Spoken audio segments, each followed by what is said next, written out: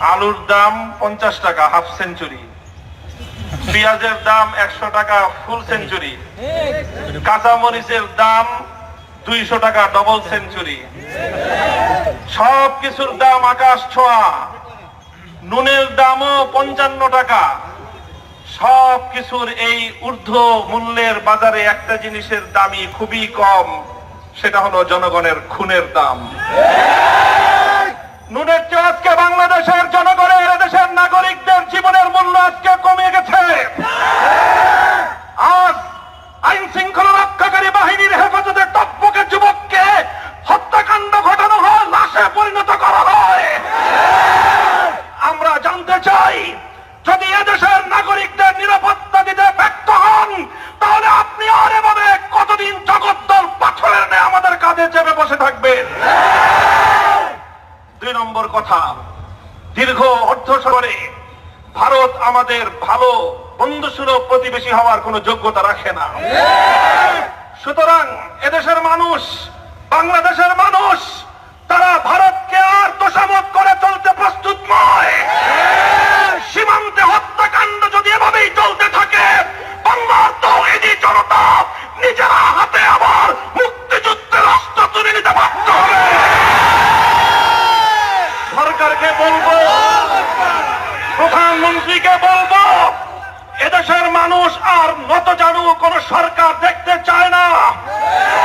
আপনাকে সিদ্ধান্ত নিতে হবে আগামী দিনে আপনি সীমান্তের অপর পার্শ্বের বন্ধুর মন রক্ষা করবেন, না এদেশের জনগণের ম্যান্ডেটকে শ্রদ্ধা জানাবেন।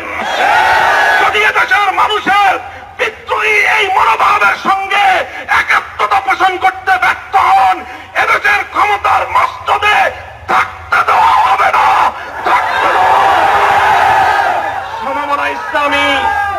সমমনা ইসলামী দলগুলো আস্তে আস্তে সংগ্রামের দানা বেঁধে তুলছে। সাধুবাদ জানাই ফরাজি আন্দোলনকে, তারা যুক্ত হয়েছে। এভাবে ইনশাআল্লাহ সমমনা ইসলামী আন্দোলনগুলো, ইসলামী দলগুলো বাংলাদেশে বিপ্লবের প্ল্যাটফর্ম তৈরি করবে ইনশাআল্লাহ।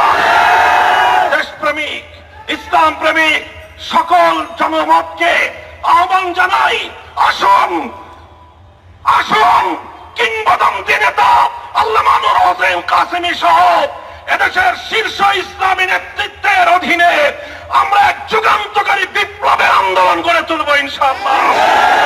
আগামী বিপ্লব সংগ্রাম আন্দোলনে রাজপথের যে কোনো কর্মসূচিতে লড়াই করবার জন্য প্রস্তুত থাকবেন তো ইনশাআল্লাহ।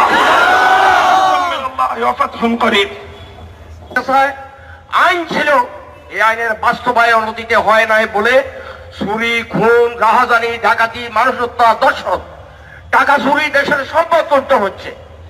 আমরা শুধু সরকারকে বলতে চাই, এই আইনের বাস্তবায়ন করে জনগণের কাছে আস্থায় ফিরে আসুন, না হলে ইতিহাসের নিক্ষিপ্ত অংশে আপনারা নিক্ষিপ্ত হবেন। এটাই বাস্তবতা। ও আখির দাওয়ানা আলহামদুলিল্লাহি রাব্বিল আলামিন। আসসালামু আলাইকুম। সংগ্রামী বিক্ষুব্ধ জনতা, এ পর্যায়ে বক্তব্য রাখছেন হাজী শরীয়তুল্লাহর সপ্তম পুরুষ, বাংলাদেশ ফয়জি আন্দোলনের সংগ্রামী আমির পীরজাদা হযরত মাওলানা মুহাম্মদ আবুল হাসান মুহাম্মদ আব্দুল্লাহ মুহাম্মদ হাসান পীর সাহেব বাহাদুরপুর। বক্তব্য রাখছেন হযরত মাওলানা আব্দুল্লাহ মুহাম্মদ হাসান পীর সাহেব বাহাদুরপুর।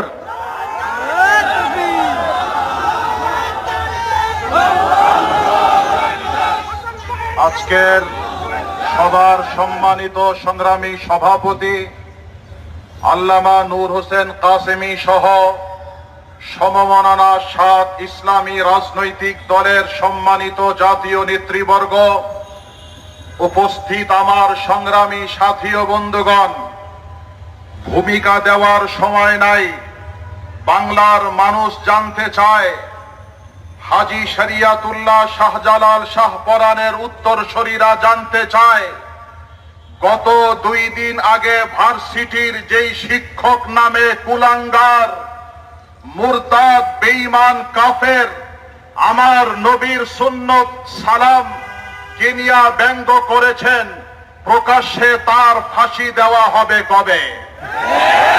আমার দেশের সংগ্রামী তাওহীদি জনতা জানতে চায়, আজকে যারা ধর্ষকের পর ধর্ষণ করে আসছে, মাননীয় প্রধানমন্ত্রী এদেরকে গ্রেফতার করে কোর্টে চালান করে মেহেরবানি করে আপনি সময় নষ্ট করবেন না।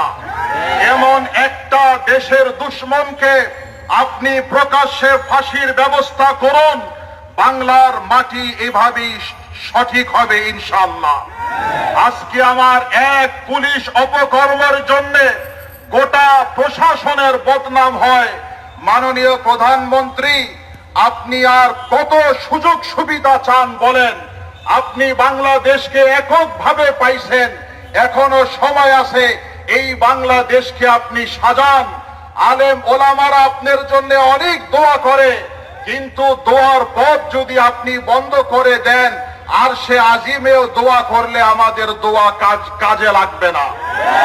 আপনার কাছে প্রকাশ্যে জানতে চাই, এদেশের আলেমরা জানতে চায়, হাজী শরিয়াতুল্লাহর যোগ্য উত্তরসূরি আল্লামা নূর হোসেন কাসেমি, মামুনুল হক সহ জানতে চায়, এদেশে যারা ইসলাম বিরোধী কাজ করে এদেরকে আপনি ফাঁসি কবে দিবেন, তার আইন আপনি অনতি বিলম্বে সংসদে পাস করবেন ইনশাআল্লাহ।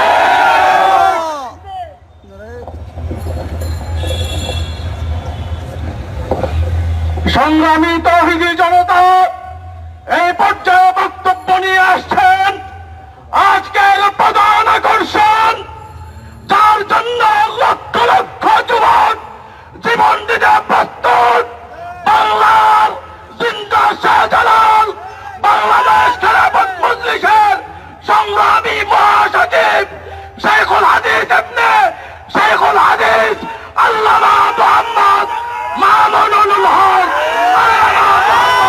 মামুনুল হক।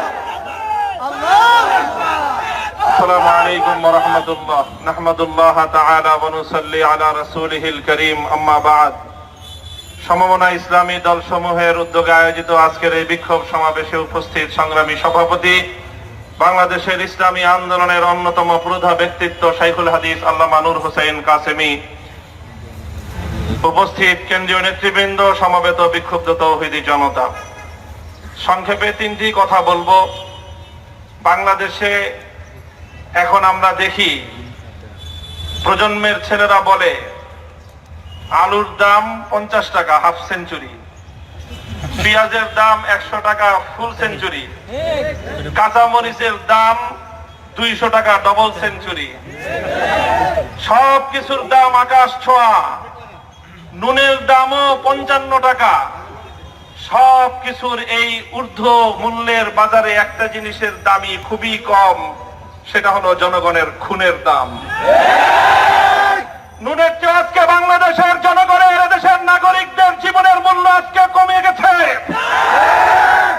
আজ আইন শৃঙ্খলা রক্ষাকারী বাহিনীর হেফাজতে টকবকে যুবককে হত্যাকাণ্ড ঘটানো হয়, লাশে পরিণত করা হয়।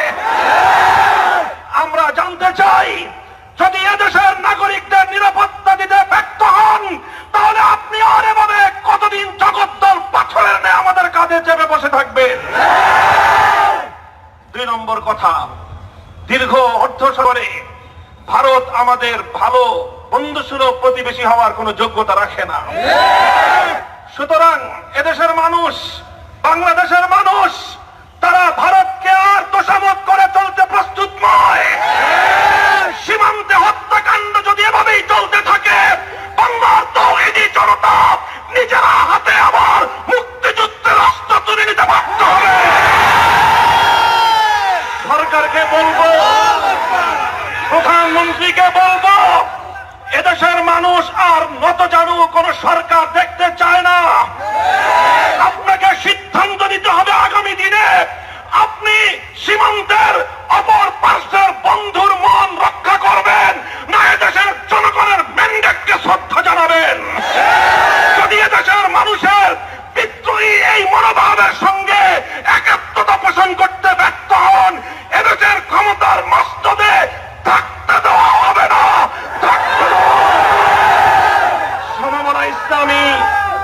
সমমনা ইসলামী দলগুলো আস্তে আস্তে সংগ্রামের দানা বেঁধে তুলছে। সাধুবাদ জানাই ফরাজি আন্দোলনকে, তারা যুক্ত হয়েছে। এভাবে ইনশাআল্লাহ সমমনা ইসলামী আন্দোলনগুলো, ইসলামী দলগুলো বাংলাদেশে বিপ্লবের প্ল্যাটফর্ম তৈরি করবে ইনশাআল্লাহ। দেশপ্রেমিক, ইসলাম প্রেমিক সকল জনমতকে আহ্বান জানাই, আসুন আসুন কিংবদন্তি নেতা আল্লামা নূর হোসেন কাসেমী সহ এদেশের শীর্ষ